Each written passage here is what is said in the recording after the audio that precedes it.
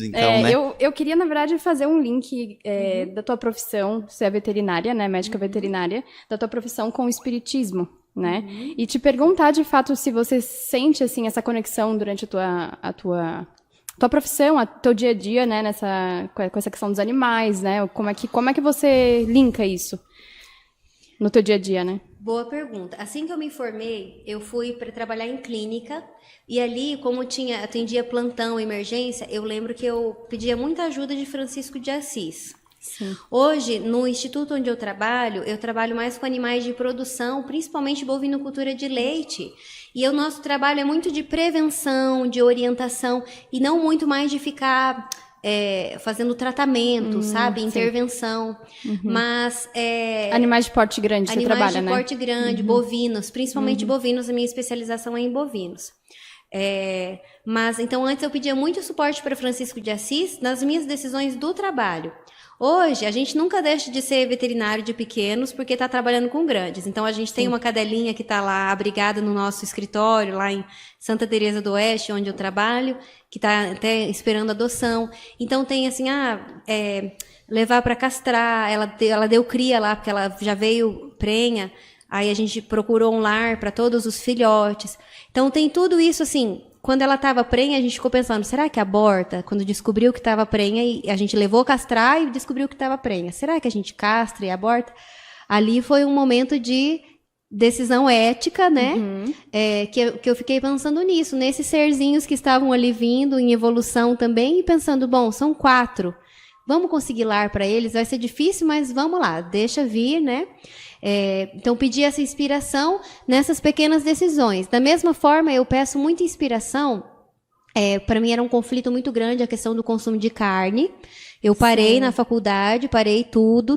Depois eu voltei o peixe, voltei o frango, que por praticidade. Não é porque não tem como ficar sem. Foi praticidade mesmo do dia a dia. Mas bovinos eu não como de jeito nenhum. Eu falo que eles são meus pacientes, né? Não como suínos, acho eles muito inteligentes também. Mas a minha profissão está envolvida nesse meio de produção. Os produtores que eu assisto têm suínos, têm bovinos para consumo, e a gente entende todo esse mecanismo social, já estamos puxando para outro lado. Sim. Mas nisso, assim, para eu conseguir lidar e com a minha consciência, eu sempre peço orientação, inspiração para os espíritos de como conduzir aquele caso. Às vezes vou fazer uma visita e tem um animal sofrendo maus tratos, né? Sim. Como conduzir da melhor forma, da forma mais humana para os seres humanos envolvidos, para os animais também. Eu acho interessante a gente também colocar para quem estiver assistindo que não é espírita, né? Então, se a doutrina espírita considera que os animais eles têm alma, têm espírito ou não? Sim. O que a doutrina espírita diz sobre? No livro dos espíritos, para quem quiser estudar mais, tá lá dos 3 reinos, fala o reino animal, e ali ele explica que sim, que tem uma alma, mas é diferente da nossa. A gente pode chamar de um princípio inteligente. Por que é diferente da nossa?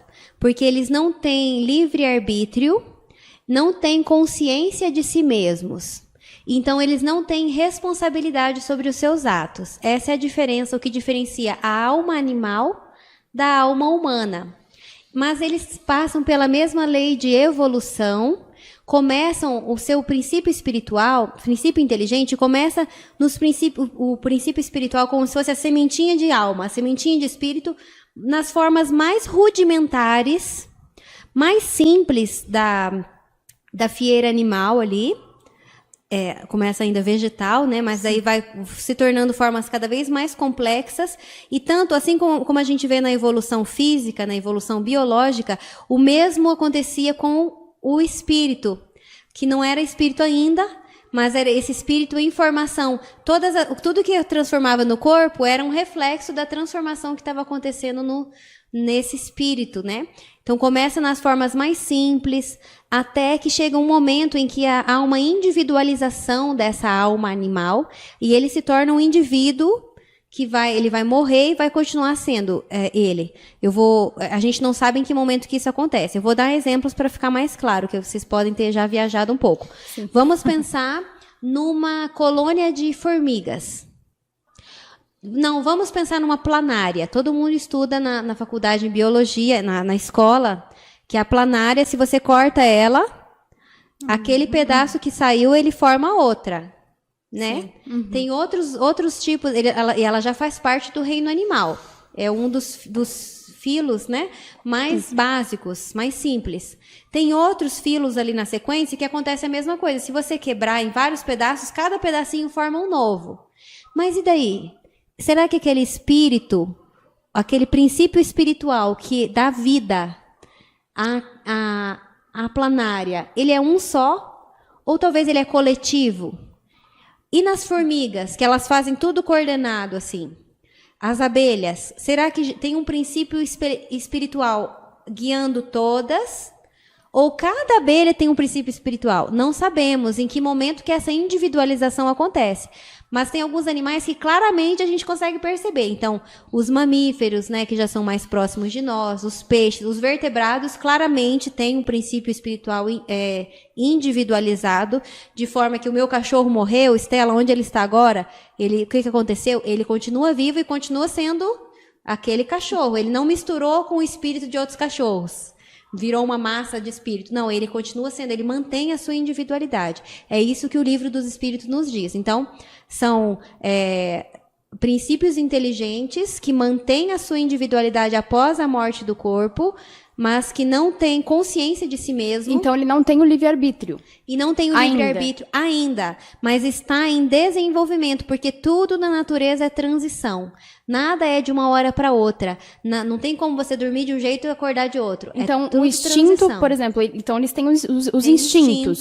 E aos poucos eles vão modificando isso para a inteligência chegar. Isso. Alguns animais já têm uma inteligência clara. Sim. E no livro A Gênese, então, tanto no livro dos Espíritos, quem quiser estudar mais Mas sobre... só um adendo aqui. Essa transição, como ela é gradual...